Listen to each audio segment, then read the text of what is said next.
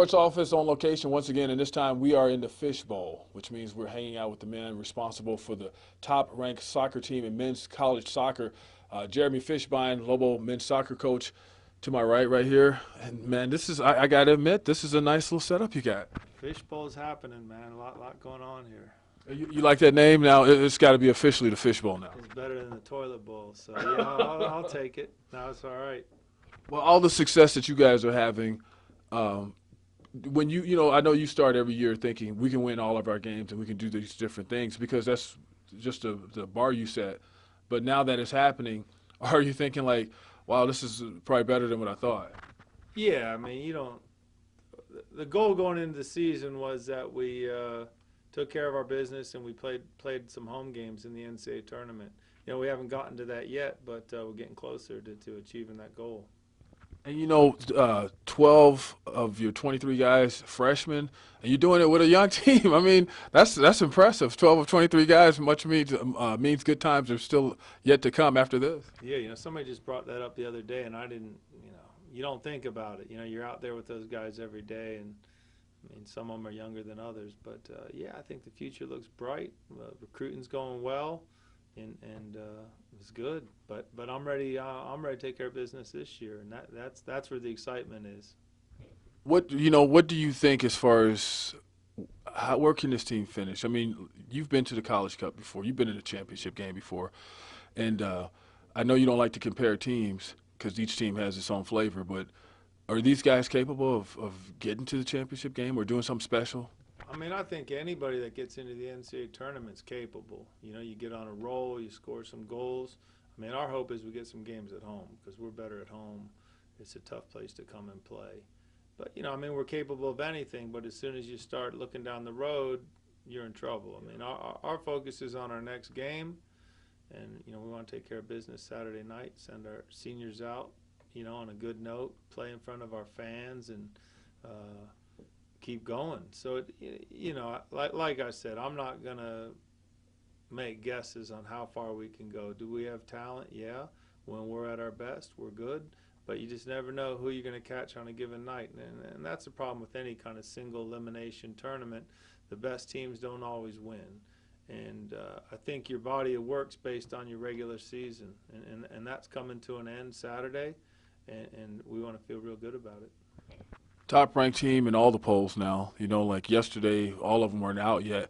But respond to that. Top-ranked, it's unanimous. I mean, it's good. It's exciting. I mean, you don't want to dwell on it because it can change. Saturday at about 8:45, it could turn. So I think you got to enjoy it right now. I mean, I'm enjoying it. Our guys are enjoying it. As a coach, it's a little bit of pressure, and all your buddies are ribbing you about it and stuff. But I mean, what do you want to be, last? So it's a good thing being first, and everybody's trying to knock you down. But it's exciting. I'm gonna try to enjoy it. I wish I could enjoy it a little bit more than I am. That's a great Fish quote. What do you want to be, last? But as far as enjoying it, you say you wish you could enjoy it more. Is it just like because of the pressure, it makes you it's just not that enjoyable because you're going through it? I mean, coaches are twisted people, man. I mean, it's hard to enjoy the moment. And I wish I was a person that could enjoy it a little bit more in terms of coaching. But, you're always thinking about, hey, what's next? How about next year? How about our recruiting? How about making sure I keep these assistant coaches here because they're going to be hot? And you're always thinking, I think it's probably a curse. And anytime you talk to a coach who's, had some success, it seems like it's almost like more pressure on them when they're doing well. So I guess that's a goal of mine is try to enjoy it a little bit more. And probably the people that are having fun with it are my family because I've been pretty happy after most games. They didn't have to deal with me sulking around for 2 days yet, So I feel good about that. I think I've been able to be a little bit better of a husband and a dad so far. So it's been good, Well, are you expecting like some of those other teams to try to come and pick you guys apart as far as your staff and stuff like that? Because I mean, you guys are doing work, man. Yeah, we got an incredible coaching staff here, and my job is to keep them here if I can. You know, if a great head coaching job comes along, you know, I expect Paul would take it or Brandon would take it. But you know, like I said, my goal is to make this a pretty great job, pretty hard to leave, because you know you're only as good as the people you work with, and hopefully you get people that are smarter than you're working with you. And I feel like we got that here just across the board. You know, our coaching staff, trainer, strength and conditioning, academic advisor, sports information. I mean, people are just top shelf.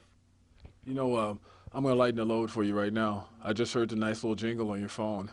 If I'm putting in your iPod right now, what's on the Fish's iPod? Man, what have I been listening to? You know, it's a pretty good song that I listened to the other day. Was that Pump Up Your Kicks? I like that a little bit. But you know, it kind of just depends what's going on. You know, sometimes before a game, try to get a little fired up, throw a little No ACD. Bob Marley, man. No. No, I'll listen to a lot of reggae, but I'll fire up a little ACDC before a game here and there. Um, Man, I went old school last weekend and threw on some Clash, London Calling. Oh, I don't know where that came from, but I think I had it on the iPod and threw London Calling on. But you know, I mix it up pretty good. I like probably more mellower stuff, unless it's game time.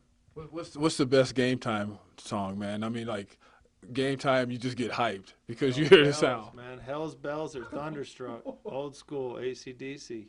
Those are the songs. Well, As far as what do we not know about you? Stuff that you like to do. You know, we know that you're the men's soccer coach, but I mean, you know, like, are you in the kitchen at home baking cookies? What's up? You know, what do you I'm like to an do? avid baker into Tai Chi, hot yoga, meditation. Nah, man, I'm strung pretty tight, man. I like to, you know, like to work out, like to ski in the winter, like to hang out with my kids. You know, they're pretty into soccer. Try to get out to that as much as I can. We got a great group of friends.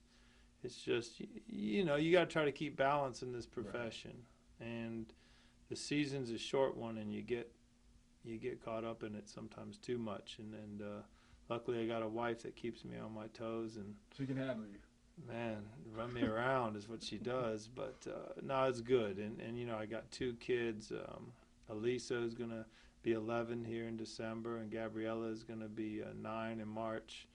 And they're pretty much nonstop, and they'll keep you busy. But it's a challenge, and you know, you want to be you don't want to be a good dad. You want to be a great dad. And you want to be a great husband, and that's you know, I try to focus on that, and I also try to take care of myself. You know, and I feel this season I feel real good. You know, I've kept my fitness up and just have a pretty good mentally. I just feel pretty refreshed. It's been a great season, and like I said, just our staff and everybody we get to work with, it's just been clicking, and people are a pleasure to be around.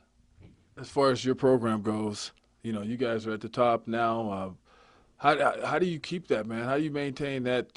You know, because you've been there before. You've been ranked number one. You've been in the championship game. How do you keep that going and keep the success around? Because that's a hard place to get to. You know, I mean, I think you hit on a key point when you said a program. And this team right now may be ranked number one, but our goal is always to run the best program. And a program isn't just wins and losses. You know, wins and losses is hopefully the end result of doing things right. But, you know, I do believe we run the best program. And a best program means guys giving back to the community, guys growing as men, good students, good leaders, and just conscientious individuals who care. And I couldn't be prouder of our guys now, the guys that have graduated from here, you know, the assistant coaches that have come through here.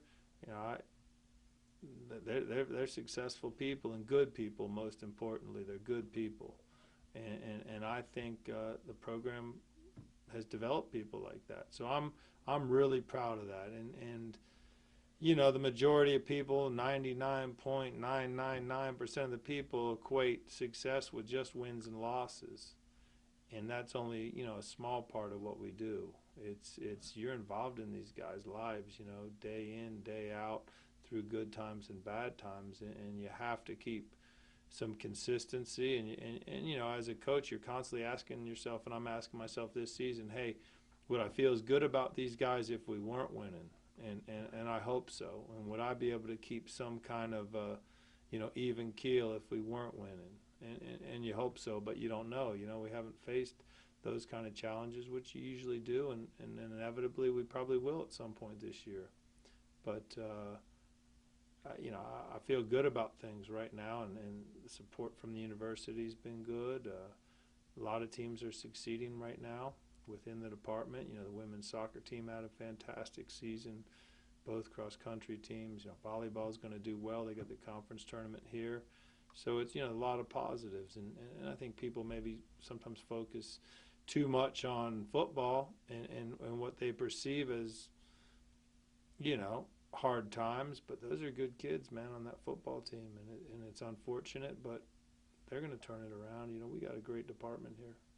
How hard is it to watch that? I mean, you guys are called football also. We got the top team in the country with using the feet football, and then the other football, the gridiron with the pads on. People are arguing to saying that it's one of the worst in the country. How hard is it to watch just as an observer being part of this department? I mean, you feel bad for those players first and foremost. Now, you try to encourage them. You try to have interaction with them and say, hey, we're proud of you. You keep, you go out there, you give your best. And I don't think, for me, I don't dwell for a minute on their results. You want them to become successful people, and they can't focus just on this season. All those guys have had tremendous success at one point or another in their career, and they just got to refocus and feel that they're moving forward with things. But they're young men, they're not kids, and this is all part of the learning experience, in terms of the coaching staff. And when I talk to those guys, hey, they know what they're in. They know the business. These things are going to happen. So I feel bad for the coaches. I probably have the most feelings for the guys.